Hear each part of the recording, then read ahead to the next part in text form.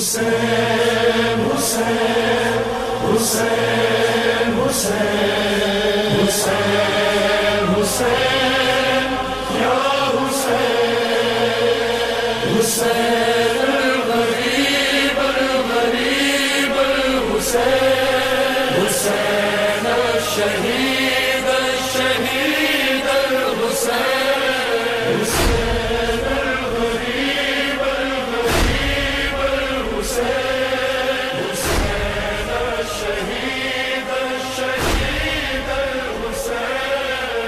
اعوذ باللہ من شر الشیطان اللعین الرجیم. بسم اللہ الرحمن الرحیم. الحمد للہ رب العالمین. الصلاة والسلام على اشرف الانبیاء والمرسلین النبی المؤید والرسول المسدد المحمود الاحمد المصطفى الامجد بالقاسم محمد. اللہم صل علی محمد وآل محمد.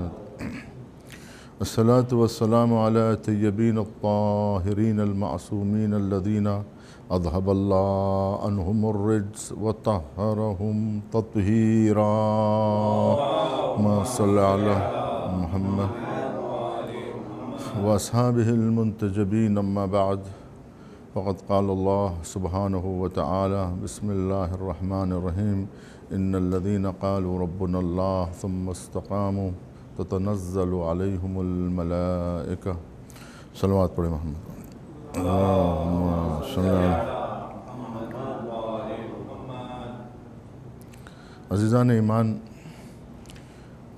حقیقت یہ ہے کہ پہاڑوں کو کاٹ کر راہیں بنا لینے والا انسان، راکٹ پہ بیٹھ کے فضا کی وسعتوں کو محدود کر لینے والا انسان، چاند کی سرزمین کو اپنے قدموں سے روندنے والا انسان، اور جانوروں کو رام کر لینے والا انسان، اپنے ہی نفس کو قابو میں نہیں لا سکتا، اور کائنات پر تسخیر کرنے والا انسان، کہکشانوں پر کمندیں ڈالنے والا انسان، ستاروں کو اپنے قابو میں لینے والا انسان کسی کے دل کو تسخیر نہیں کر سکتا، کسی کے قلب کو تسخیر نہیں کر سکتا. کوئی انسان کسی کے ذہن سے چاہے تو کوئی یاد بھلا نہیں سکتا. کوئی انسان چاہے تو کسی کا حافظہ چھین نہیں سکتا، اور کسی کے دل سے کوئی بات چھین نہیں سکتا. دل میں بیٹھی ہوئی کوئی بات کو کوئی دوسرا انسان اسے نکال نہیں سکتا، اور کسی کے دل کو پلٹ نہیں سکتا. اگر کوئی انسان چاہے وہ کتنا ہی طاقتور کیوں نہ ہو، دنیا میں آج تک ایسا کوئی آلہ دریافت نہیں کیا گیا، دنیا میں کوئی آج تک ایسا قوی انسان پیدا نہیں ہوا، دنیا میں آج تک کوئی ایسا ہتھیار وجود میں نہیں آیا کہ جو دوسروں کے دلوں کو پلٹ دے، یا ان کے دل میں محبت ایجاد کر لے، یا کسی کے تعلق سے حقیقی نفرت ایجاد کروا دے. یہ آج تک کوئی ایسی طاقت کا مالک نہیں ہوا ہے. تو تسخیر قلوب جو ہے، قلوب کی تسخیر، یہ آسان کام نہیں ہے، یہ ہر ایک کے بس کی بات نہیں ہے. یہ صرف اور صرف یا مقلب القلوب والاحوال، یا مقلب القلوب والابصار، اللہ سبحانہ و تعالیٰ کی ذات ہی وہ ہے کہ جو دلوں کو پلٹ سکتی ہے اور قلوب کو منقلب کر سکتی ہے. یہ کسی بشر کے اندر یہ طاقت نہیں ہے. یہاں تک کہ اللہ سبحانہ و تعالیٰ نے اپنے عزیز ترین انبیاء سے کہا ہے کہ اگر اے رسول آپ بھی چاہیں تو انہیں ہدایت نہیں دے سکتے. ہدایت اگر کوئی دے سکتا ہے تو وہ صرف اور صرف اللہ سبحانہ و تعالیٰ کی ذات ہے. یعنی ہدایت دینا، کسی کے دل میں محبت ایجاد کرنا، کسی کے دل میں نفرت ایجاد کرنا اللہ سبحانہ و تعالیٰ کا کام ہے کہ اللہ دلوں کو جانتا ہے اور دلوں کو تسخیر کرنے کا کام، دلوں کو مسخر کرنے کا کام اور ان پر کمن ڈالنا یہ اللہ سبحانہ و تعالیٰ کا کام ہے کہ وہ جو خالق قلب ہے، جو مالک قلب ہے، جس کے قبضہ قدرت میں قلب ہے، انسان سوتا رہتا ہے لیکن اس کا دل دھڑکتا رہتا ہے، خود اس کا دل اس کے قابو میں نہیں ہے تو وہ دوسروں کے دلوں پر کیسے قبضہ کر سکتا ہے؟ تو معلوم یہ ہوا کہ یہ سب کام اللہ سبحانہ و تعالیٰ کا ہے۔ اگر انسان خود اپنے آپ کو بدلنا چاہے اور انسان خود سے کوئی چیز کو بھلانا چاہے تو جتنا بھلانے کی کوشش کرے گا وہ اتنا ہی یاد رہے گا۔ کسی چیز کو وہ بھلانے کی کوشش کرے گا اور اس واقعے کی طرف توجہ کرے گا اور وہ چاہے گا کہ یہ واقعہ میں بھول جاؤں تو یہ واقعہ بھول جاؤں تو یہ واقعہ بھلایا ہی نہیں جا سکے گا، کیونکہ بھولنا اس کے اختیار میں نہیں ہے، بھولنا اس کے اختیار میں نہیں ہے۔ یہ سب جو ہے غیر اختیاری چیزیں ہیں۔ تو یعنی اس کا مطلب یہ ہوا کہ ہر چیز انسان کے اختیار میں نہیں ہے۔ امیر المومنین حضرت علی ابن ابی طالب علیہ السلام ارشاد فرماتے ہیں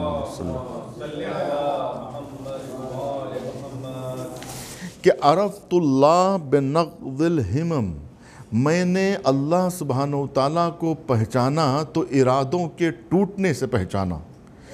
یعنی میں اگر کوئی چیز کا ارادہ کرتا ہوں تو وہ میرا ارادہ کامیاب نہیں ہوتا ہے، یعنی کامیاب ہونا یہ میرے اختیار میں نہیں ہے، یہ اللہ سبحانہ و تعالیٰ کے اختیار میں ہے۔ کیونکہ انسان سوچ تو سکتا ہے لیکن وہ سوچ اگر کامیاب ہونا ہے اور زمین پر اسے پیادہ ہونا ہے اور اسے عمل کی شکل میں اختیار کرنا ہے تو کئی چیزیں اس میں جو ہے شامل ہوں گی اور سب اس کی مدد کریں گی۔ زمان اس کا مدد کرے، مکان اس کی مدد کرے، ماحول اس کی مدد کرے، تب کوئی شے وجود میں آتی ہے۔ تو معلوم یہ ہوا کہ اللہ سبحانہ و تعالیٰ کے اختیار میں ہے۔ انسان کبھی کوئی غلطی کر جاتا ہے، کوئی گناہ کر جاتا ہے اور جب تک وہ گناہ اسے یاد رہتا ہے، اسی لیے تو کسی شاعر نے جو کہا ہے، آپ سبھی وہ شعر سے واقف ہیں کہ یاد ماضی عذاب ہے یا رب، چھین لے مجھ سے حافظہ میرا۔ یہ شاعر تقاضا کر رہا ہے کہ ماضی کی یادیں یعنی گناہوں کی یاد انسان کو ہمیشہ ستاتی رہتی ہے۔ اگر کوئی انسان 50 سال پہلے کوئی غلطی کرتا ہے، کوئی گناہ کرتا ہے تو اس کی یاد جب تک برقرار رہتی ہے انسان کو سزا ملتی رہتی ہے، یعنی اس کا تصور خود انسان کے لیے تکلیف دہ ہے نا، اب تکلیف دہ ہے۔ اب مثال یہاں پر یہ ہے کہ اگر فرض کیجئے کوئی انسان اس دنیا سے اڑ جاتا ہے، کوئی گناہگار اس دنیا سے چلا جاتا ہے اور وہ توبہ بھی کر لیتا ہے، لیکن کیا توبہ کر لینے سے کیا وہ غلطی یاد نہیں رہتی انسان کو؟ انسان نے غلطی کی، اس کی توبہ کی، کیا وہ غلطی یاد نہیں رہتی ہے؟ اب اگر وہ چیز یاد رہے محشر میں، وہ چیز یاد رہے جنت میں، تو کیا وہ جنت انسان کے لیے دوزخ نہیں بن جائے گی؟ دوزخ نہیں بن جائے گی؟ وہ جو تصور جو گناہ کا ہے، اگر وہ گناہ کا تصور ہمیشہ اسے یاد رہے تو اللہ کی یہ ساری نعمتیں دیکھ کر وہ تکلیف میں مبتلا ہو جائے گا۔ غور فرمایا آپ نے؟ کیونکہ بدلے کی جو ہے کئی قسمیں ہیں، بدلے کی رسم دین وفا میں حرام ہے، احسان ایک شریف ترین انتقام ہے، ہے نا۔ اب مجھے تفصیلات میں نہیں جانا ہے چونکہ میں واقعات اور تفصیلات میں نہیں جانا چاہتا، مگر اشارہ کر رہا ہوں کہ تاکہ یہ بات ہماری سمجھ میں آ سکے، وہ یہ ہے کہ ایک تفصیلی واقعہ ہے کہ ایک بادشاہ جو ہے کسی زمانے میں جو ہے وہ اپنی گدی چھوڑ کے، اپنا تخت و تاج چھوڑ کے اور فقیرانہ لباس پہن کے راستے سے گزر رہا تھا، اور فقیرانہ لباس میں تھا۔ اس کی ملاقات راستے میں، مسافرت میں کسی ایک دوسرے فقیر سے ہو جاتی ہے، اور یہ بھوکا رہتا ہے۔ یہ جو بادشاہ ہوتا ہے بھوکا رہتا ہے، وہ فقیر اس کے سامنے روٹی کھولتا ہے اور خود کھانے لگتا ہے، اس بیچارے کو کچھ نہیں دیتا، ہے نا۔ لیکن ایک زمانہ گزرنے کے بعد میں وہاں کے لوگ، اس بستی کے لوگ اسے تلاش کرنے نکلتے ہیں، اور آخرکار جب اس بادشاہ کو جو ہے تلاش کر کے دوبارہ گدی پہ بٹھا دیتے ہیں تو اس کی ملاقات جو ہے پھر وہ فقیر سے ہوتی ہے۔ جو وہ فقیر سے ہوتی ہے تو وہ یہ نہیں کہتا کہ تم نے اس دن مجھے کچھ نہیں کھلایا تھا، کہتا ہے کہ کوئی بات نہیں، اب میں تمہیں اپنا مہمان بلاتا ہوں۔ اور جب مہمان بلایا تو بہترین محل میں رکھا اور اس کے لیے انواع و اقسام کی غذائیں چن دیں، اور اتنا آرام دیا، آخر میں وہ ان نعمتوں کے تلے اتنا احساس کرنے لگا اور اس قدر پشیمان ہوا کہ پشیمانی سے اس کی موت واقع ہو گئی۔ تو معلوم یہ ہوا کہ پشیمانی ایک قسم کی سزا ہے، اور جہنم میں دی جانے والی سزاؤں میں سے ایک سزا پشیمانی ہے۔ کاش اے کاش، یہ اے کاش میں گناہ نہ کیا ہوتا، کاش میں ایسا نہ کیا ہوتا۔ تو یہ جو تصور ہے وہ بہت ہی تکلیف دہ ہوتا ہے انسان کے لیے۔ مثال کے طور پر کوئی انسان کو آپ کسی کمرے میں بھیجیں اور وہاں ہیرے ہوں، جواہرات ہوں اور جو ہے قیمتی اشیاء ہوں، اور اس سے کہا جائے کہ تم جتنا یہاں سے لے جانا چاہتے ہو تو لے جاؤ، اور وہ اس کمرے سے خالی ہاتھ نکل آئے، تو کتنا پشیمان ہوگا، کتنا افسوس کرے گا۔ کاش میں کچھ ہیرے اٹھا لیا ہوتا، کچھ جواہرات اٹھا لیا ہوتا، تو اتنا پشیمان ہوگا۔ اسی طرح سے جب کوئی انسان قبر میں پہنچتا ہے، محشر میں پہنچتا ہے، تو کتنی اسے پشیمانی ہوتی ہے۔ وہاں تو اعمال کا دریا تھا، وہاں تو اعمال کی قیمتی جواہرات تھے، ہیرے تھے، سونا تھا، چاندی تھا۔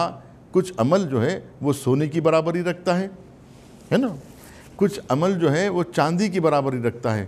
بعض وقت میں خاموش رہنا سونا بن جاتا ہے، بولنا چاندی ہو جاتا ہے، اور کبھی خاموش رہنا چاندی ہو جاتا ہے، بولنا سونے کی قیمت رکھتا ہے۔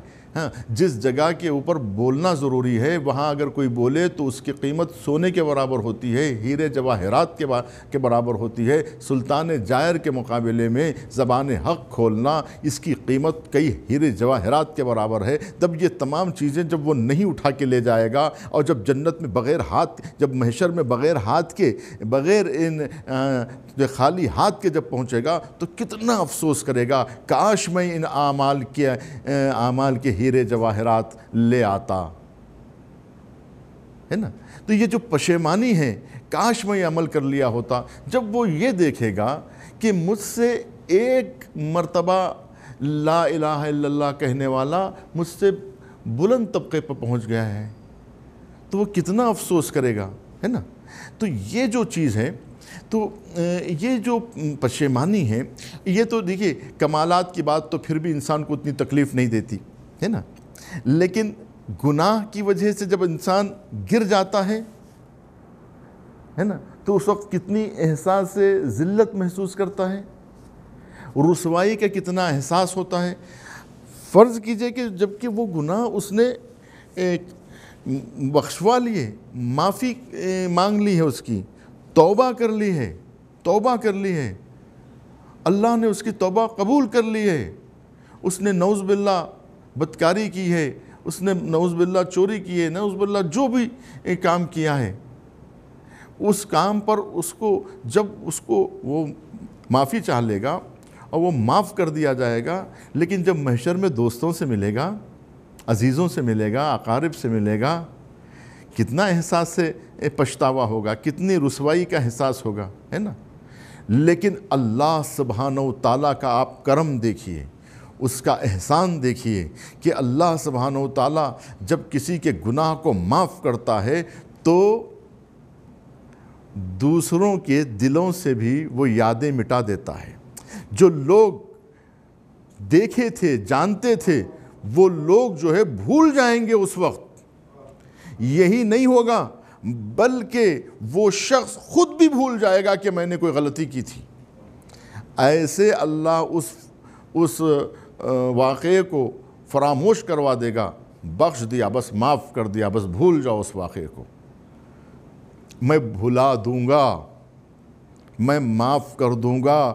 یعنی اللہ جب معاف کرتا ہے تو جس طرح سے لکھی ہوئی تحریر ربر سے میٹی جاتی ہے، اسی طرح سے اللہ سبحانہ و تعالیٰ ان گناہوں کو مٹا دے گا۔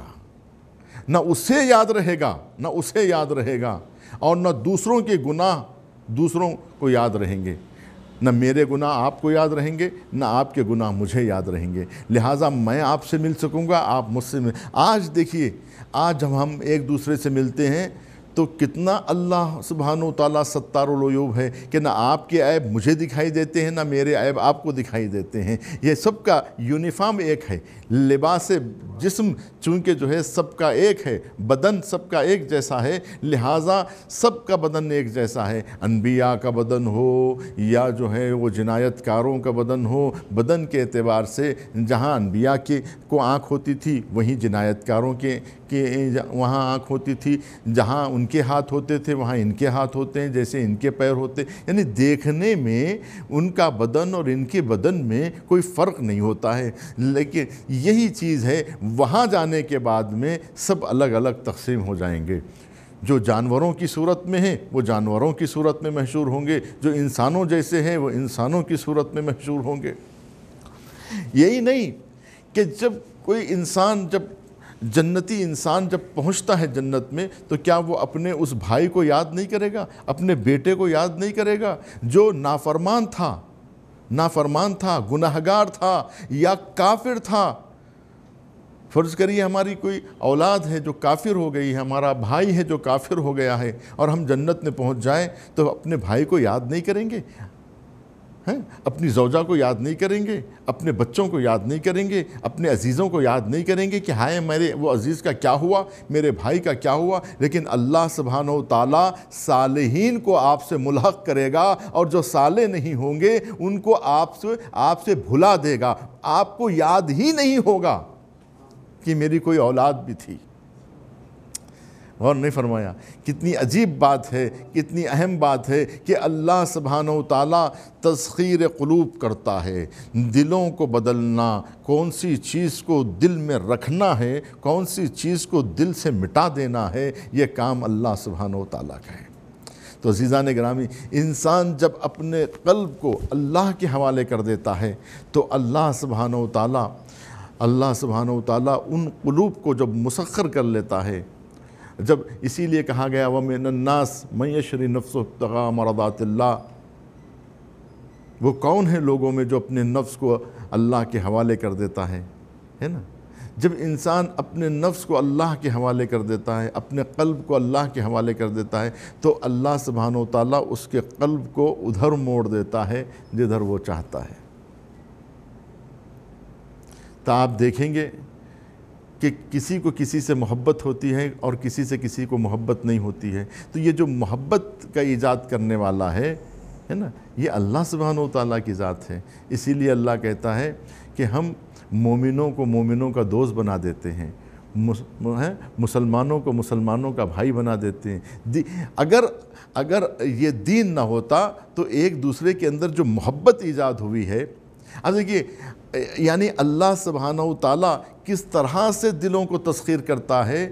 آپ ایک مثال سامنے کی یہ لے لیجئے کہ میاں بیوی کا جو رشتہ ہے، یعنی اس رشتے میں بندھے جانے سے پہلے، یعنی اللہ کو درمیان میں رکھنے سے پہلے وہ اجنبی تھے، ایک دوسرے سے دور تھے، ایک دوسرے کو جانتے نہ تھے، ایک دوسرے کو پہچانتے نہ تھے، ایک دوسرے کے لیے مر مٹے نہیں جاتے تھے۔ لیکن جیسے ہی عقد ہو جاتا ہے، محبت اللہ سبحانہ و تعالیٰ ایجاد کرتا ہے، اور کیا فرماتا ہے وَمِنْ آیَاتِهِ، اور اس کی نشانیوں میں سے ایک نشانیاں ہے کہ اس نے اجنبی کو رشتہ دار بنا دیا۔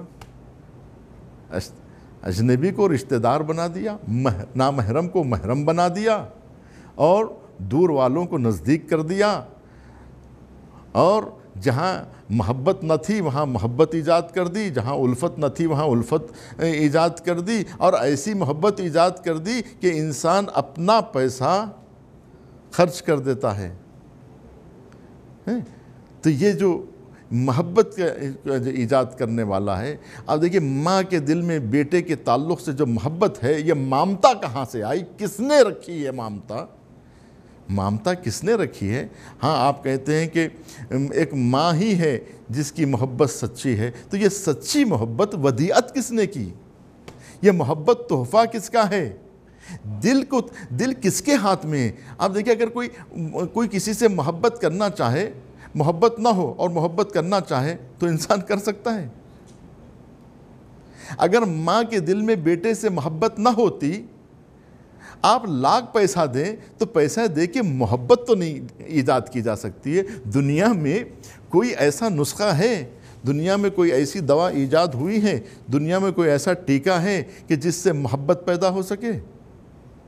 محبت پیدا ہو سکے؟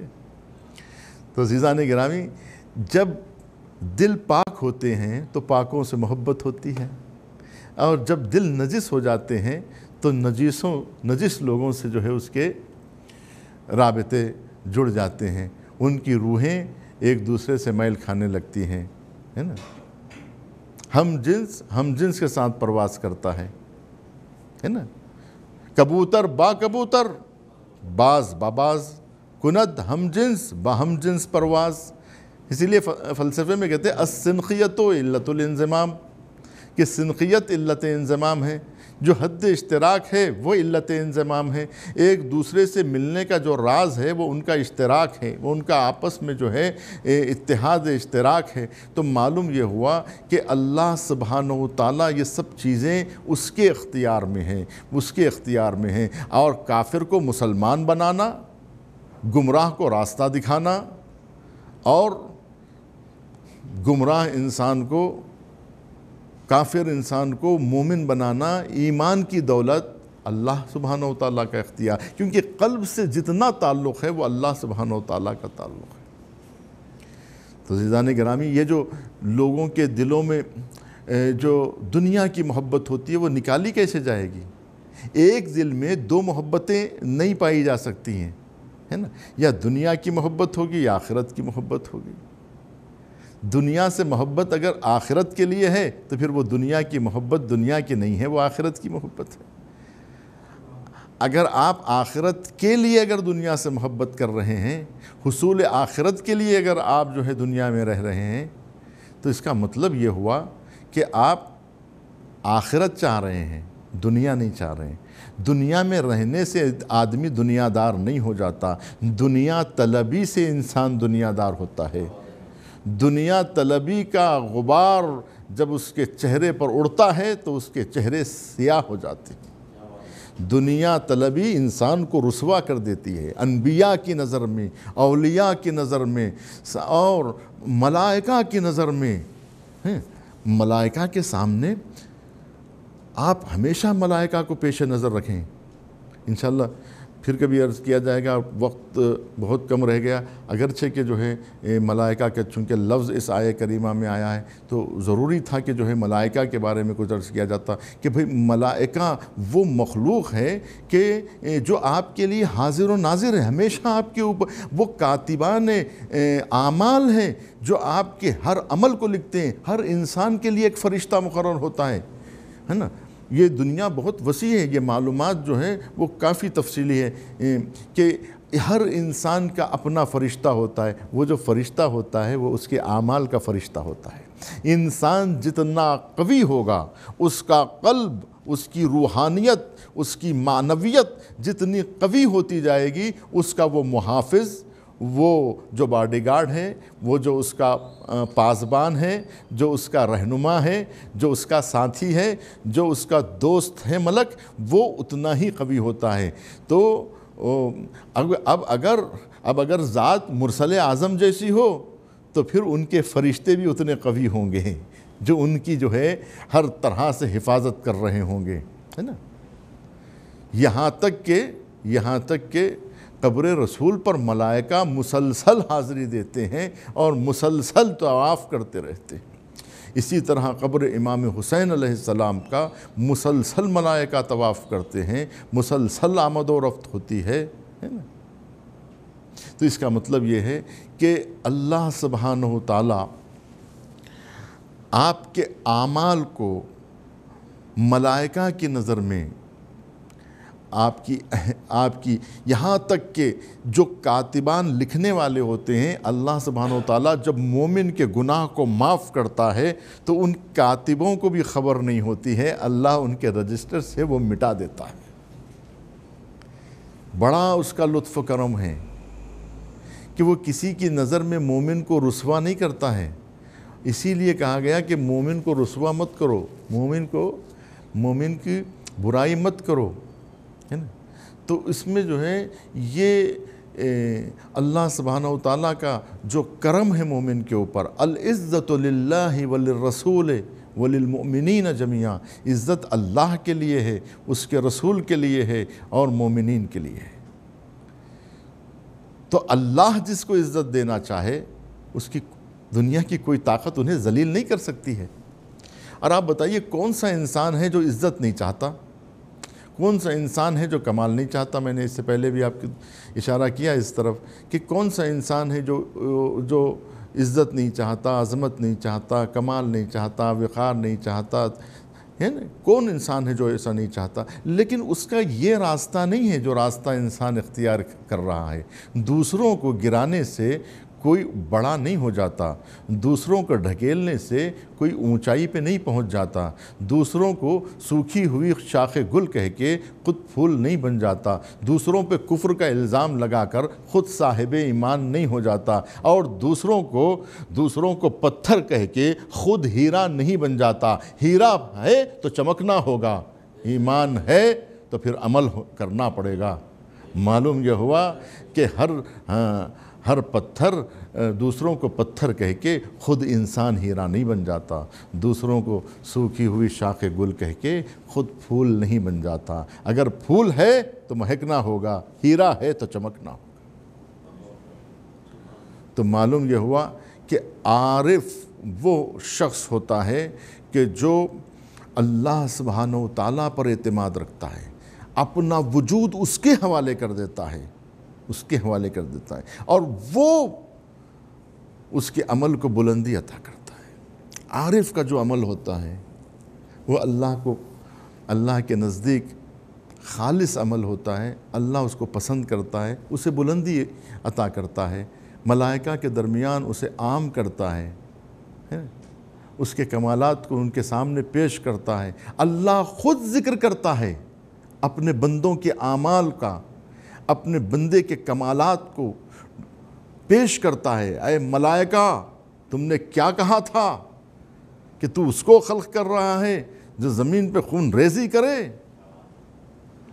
جو دنیا میں تباہی اور جو ہے بربادی لائے؟ کیا تو اسے خلیفہ بنانا چاہتا ہے؟ جو دوسروں کا خون بہائے، جو دوسروں کا گلا گھونٹ دے، جو دوسروں پہ خنجر چلائے، جو دوسروں کا کلیجہ چبائے، تو اس کو خلیفہ بنائے گا؟ تو اللہ سبحانہ و تعالیٰ نے کیا کہا؟ ملائکہ، جو میں جانتا ہوں وہ تم نہیں جانتے۔ کیوں؟ اس لیے کہ جاؤ دیکھو کہ دوسروں کے لیے ایثار و قربانی کرنے والے بھی میرے بندے ہیں۔ میرا خلیفہ وہ ہے جو اپنی جان دے کر دوسرے کی جان بچاتا ہے، جو خود اپنا خون دے کر اللہ کے نام کی آبرو بچاتا ہے، اللہ کے نام کی خاطر اپنی اولاد، اپنی جان، اپنا مال، اپنی شان، اپنی شوکت، اپنی عزت، اپنی حرمت، اپنا مقام، اپنا مرتبہ، اپنی شان و شوکت، سب کچھ اللہ کے راہ میں قربان کر دیتا ہے، سب کچھ اللہ کی راہ میں قربان کر دیتا ہے۔ عارف اللہ کو چاہتا ہے، اس کے عمل میں اقتضا ہوتا ہے، تقاضا نہیں ہوتا ہے۔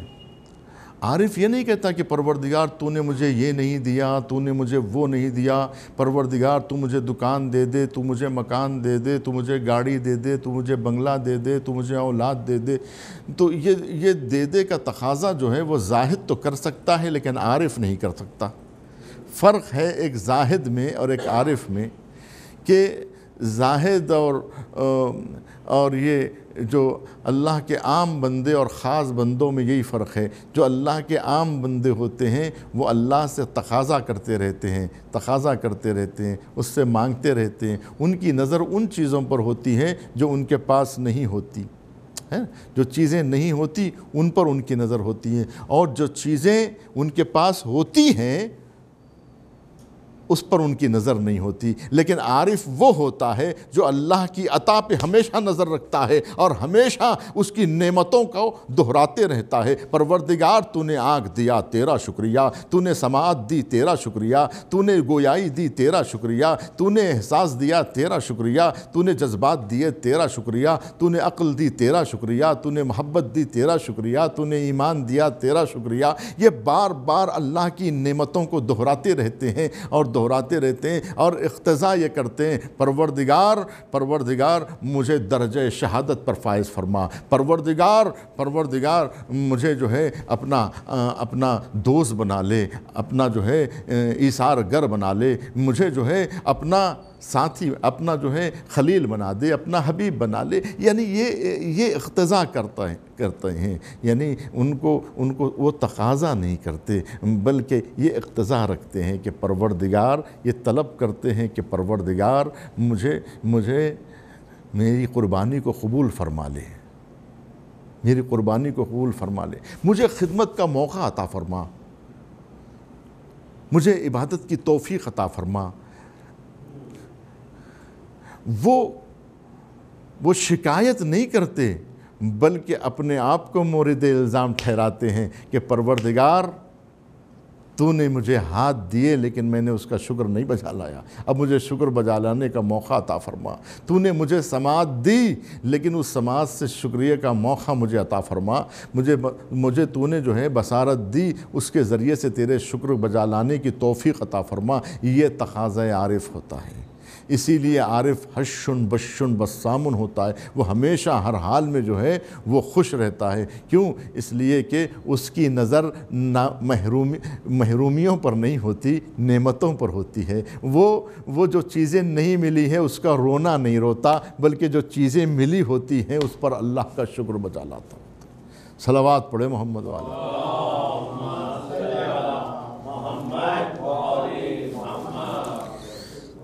دیکھیے وقت بہت کم ہے، ہم آج ایک اہم مسئلے پر آپ کی توجہ مبذول کرانا چاہتے ہیں اور کچھ منٹ میں اور آپ کی زحمت تمام۔ وہ یہ کہ جو لوگ آپ دیکھیں جو خدا ترس ہوتے ہیں، اللہ والے لوگ ہوتے ہیں، بہت اہم بات ہے، جو لوگ اللہ والے لوگ ہوتے ہیں، عبادت گزار لوگ ہوتے ہیں، جو نیک لوگ ہوتے ہیں، پرہیزگار ہوتے ہیں، متقی ہوتے ہیں، اور جو ہے جو ہمیشہ تلاوت قرآن پاک میں ہوتے ہیں، عبادت و ریاضت و اطاعت و انقیاد و تسلیم و رضا میں مصروف رہتے ہیں، جو لوگ ہمیشہ یعنی ایک نیک پرہیزگار شریف قسم کے جو لوگ ہوتے ہیں، زاہد عابد، یہ جو لوگ ہوتے ہیں نا، یہ لوگ جو ہے جنگجو نہیں ہوتے۔ اور فرمایا آپ نے یہ لوگ راہ خدا میں، راہ حق میں ناموس پروردگار کی طرف سے، دفاع حق کی طرف سے لڑنے والے نہیں ہوتے، ان کو غصہ نہیں آتا، یہ لوگوں میں ان کو جو ہے غضب نہیں ہوتا ان کے اندر۔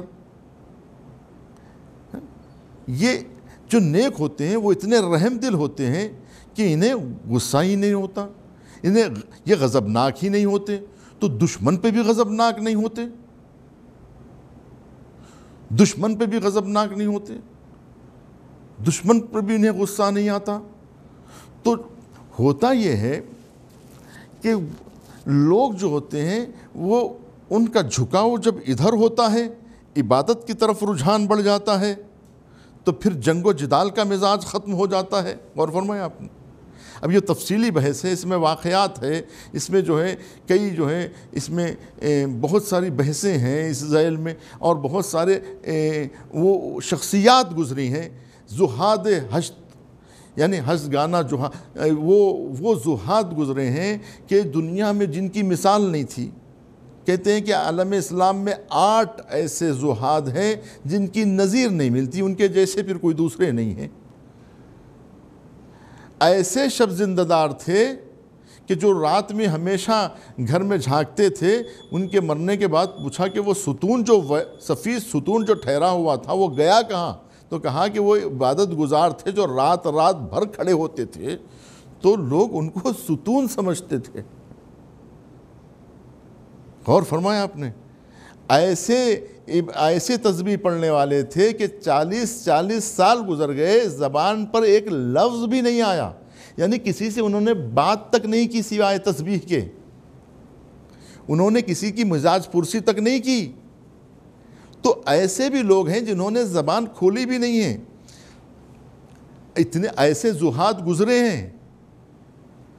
خود خواجہ ربیع کے بارے میں کہا جاتا ہے کہ ایسے یہ 8 زہاد میں سے یہ بھی ایک زاہد تھا جو کئی سال تک، سال تک 40-50 سال تک زندگی بھر اس نے زبان نہیں کھولی۔ شہادت امام حسین کا ذکر سن کے یہ کہا کہ کاش انہیں شہید نہ کیا جاتا تو بہتر تھا، امام حسین کو شہید نہیں کرنا چاہیے تھا۔ یہ جملہ جو کہا تو اس پر پھر تسبیح پڑھنے لگا، استغفار کرنے لگا کہ یہ جملہ بھی میں نے کیوں اپنی زبان سے نکالا۔ تو ایسے زہاد گزرے، خشک مقدس لوگ۔ تو جو لوگ مقدس نما ہوتے ہیں یا مقدس نما دکھائی دیتے ہیں، جو لوگ جو ہیں اس طرح کا تقدس میں گرفتار ہو جاتے ہیں، ایسی عبادتوں میں مصروف ہو جاتے ہیں، تو ان کے اندر وہ شہامت ختم ہو جاتی ہے، ان کے اندر وہ جذبہ ختم ہو جاتا ہے، ان کے اندر وہ غصہ ختم ہو جاتا ہے، ان کے اندر جو ہے وہ سختی و صلابت جو دشمن کے مقابلے میں ہونا چاہیے، ناموس حق کو بچانے کے لیے جو چیز ہونا چاہیے، اس سے یہ محروم ہو جاتے ہیں۔ یعنی جو عبادت گزار لوگ ہوتے ہیں۔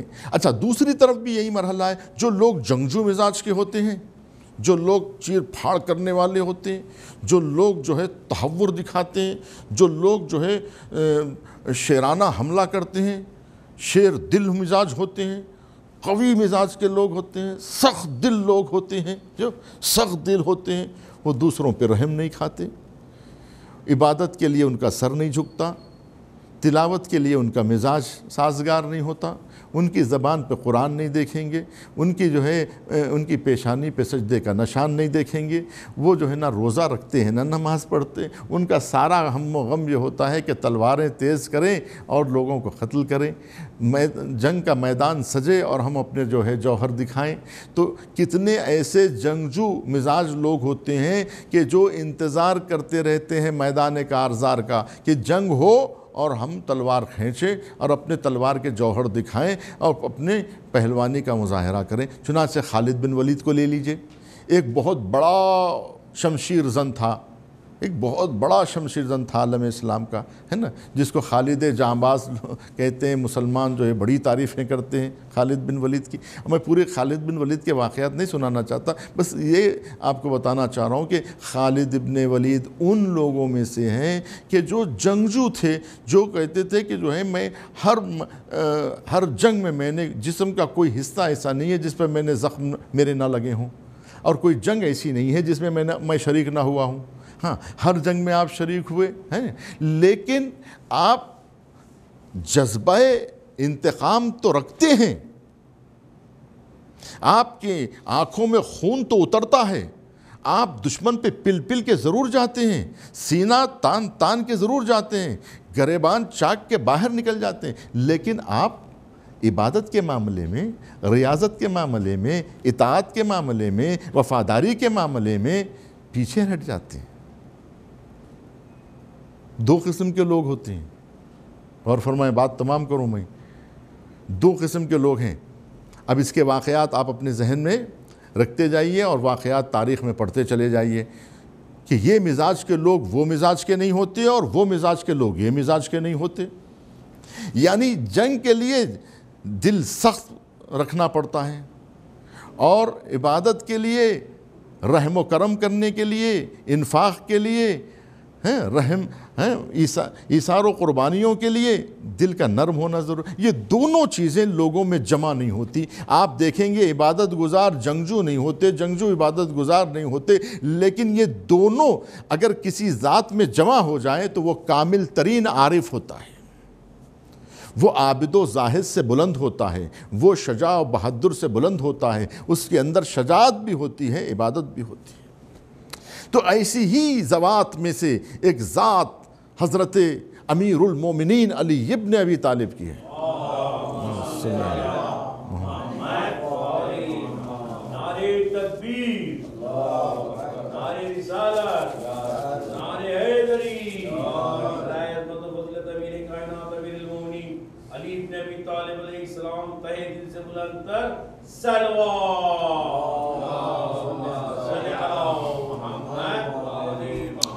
اسی لیے چنانچہ تاریخ کہتی ہے کہ اگر جامع ازداد شخصیت اگر کسی کو دیکھنا ہو، یعنی جس کی ذات میں ازداد جمع ہو گئے تھے، تو وہ ذات امیر المومنین کی ذات ہے، جن کی ذات میں دو ضد جمع ہو گئی تھی.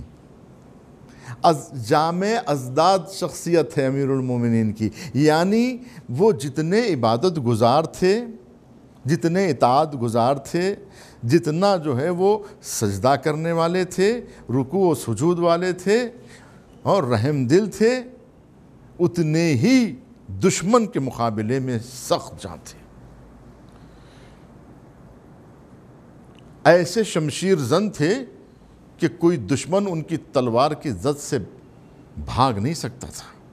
تو میدان جنگ میں وہ بہادر و شجاع، مسلح پہ ویسا گریا کنا، تو یہ دو چیزیں ایک جگہ جمع نہیں ہوتی مگر علی کے ذات میں جمع ہو گئی. کہتے ہیں کہ جس ہاتھ میں تلوار ہوتی ہے اس ہاتھ میں قلم نہیں آ سکتا، ہے نا، کیونکہ قلم کے لیے انگلیوں کا نازک ہونا شرط ہے، اور تلوار کے پر قبضے شمشیر پر قبضہ جمانے کے لیے انگلیوں کا مضبوط ہونا ضروری ہے. تو جس کی انگلیاں مضبوط ہوتی ہے وہ شمشیر کو گرفت میں رکھتا ہے، اور جس کی انگلیاں نازک ہوتی ہے وہ صفحہ قرطاس پہ قلم چلاتا ہے. تو جو کاتب ہوتا ہے وہ شمشیر زن نہیں ہوتا، اور جو شمشیر زن ہوتا ہے اس کے ہاتھ میں قلم نہیں ہوتا. جو لکھنے پڑھنے والے ہوتے ہیں وہ انتہائی جو ہے وہ کمزور دل لوگ ہوتے ہیں، اور جو لوگ میدان جنگ میں تلوار چلاتے ہیں وہ سخت جاں لوگ ہوتے ہیں. لیکن امیر المومنین کی وہ ذات ہے کہ صلح حدیبیہ کے کاتب بھی علی ہیں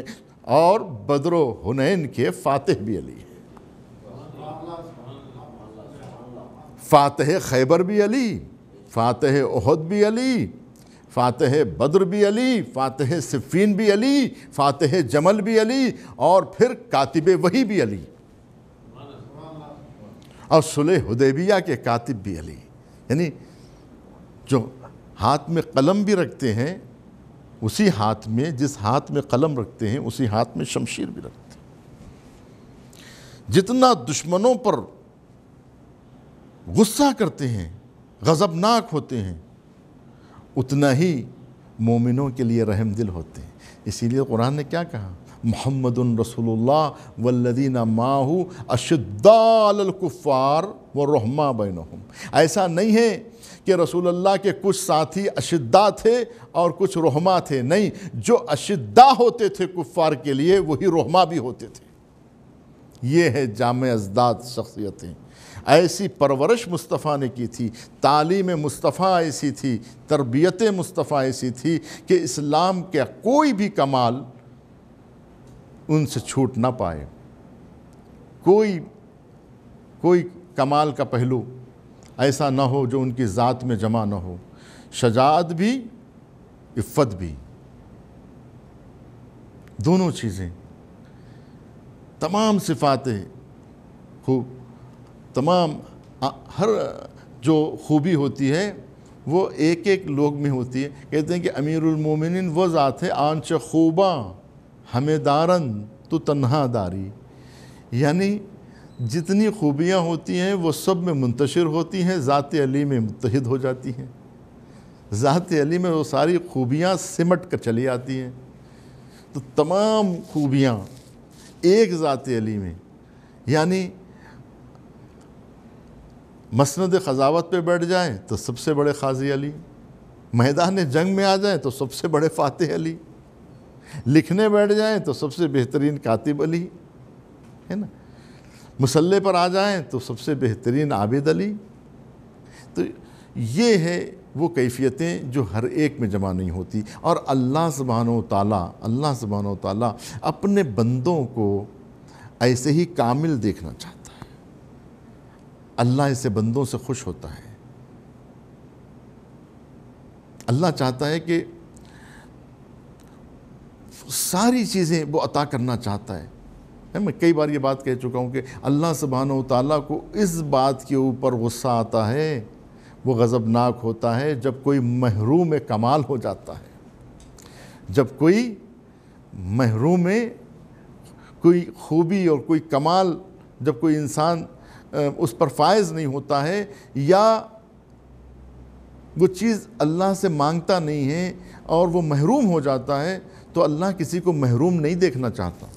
جس طرح سے باپ اپنے کسی بھی بیٹے کو نامراد نہیں دیکھنا چاہتا اور پستی اور ضلالت میں نہیں دیکھنا چاہتا، اللہ سبحانہ و تعالیٰ اپنے بندوں کو بھی خار مذلت میں گرا ہوا نہیں دیکھنا چاہتا، رسوا ہوتا ہوا نہیں دیکھنا چاہتا، محروم کرم ہوتا ہوا نہیں دیکھنا چاہتا، محروم کمال ہوتا ہوا بھی نہیں دیکھنا چاہتا۔ سب چیزیں وہ اللہ عطا کرنا چاہتا ہے۔ تو عزیزان گرامی، اسی طرح سے آل محمد وہ ہیں جن پر اللہ نے نعمتوں کو تمام کر دیا ہے، ہر طرح کی نعمت، ہر طرح کا کمال۔ دیکھیے، کمال وہ عطا کرنے والا ہے، انسان کو کہا گیا کہ تم اس عطا کو حاصل کرنے کی صلاحیت پیدا کرو۔ جب دینے والا دے اور لینے والا لیتا رہے، نہ لینے والے میں کمی ہو نہ دینے والے میں کمی ہو، تو اس ذات کو محمد اور آل محمد کہا جاتا ہے۔ صلوات پڑھیں۔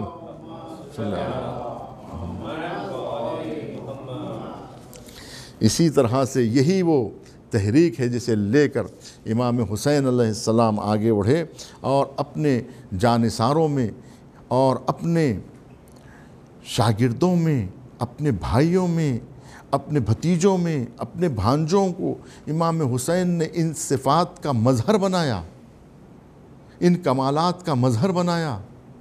اور آپ دیکھیں کہ جناب علی اکبر علیہ السلام جتنے شجاع تھے، اتنے رحم دل تھے، اتنے عبادت گزار تھے، کربلا کے مؤذن تھے، کربلا کے ان رہنماؤں میں سے تھے، ان عبادت گزاروں میں سے تھے، ان متقی و پرہیزگاروں میں سے تھے، اور دوسری طرف شجاع تھے، بہادر تھے۔ حضرت عباس ابن علی علیہ السلام کی شخصیت کو دیکھیے کہ عباس ابن علی علیہ السلام کس قدر شجاع تھے، کس قدر بہادر تھے، اور کس قدر نرم خو، کس قدر اطاعت گزار، کس طرح فرما شعار، اور کس طرح سے اپنے بھائی کے مطیع، فرما بردار، سر تسلیم خم کرنے والے،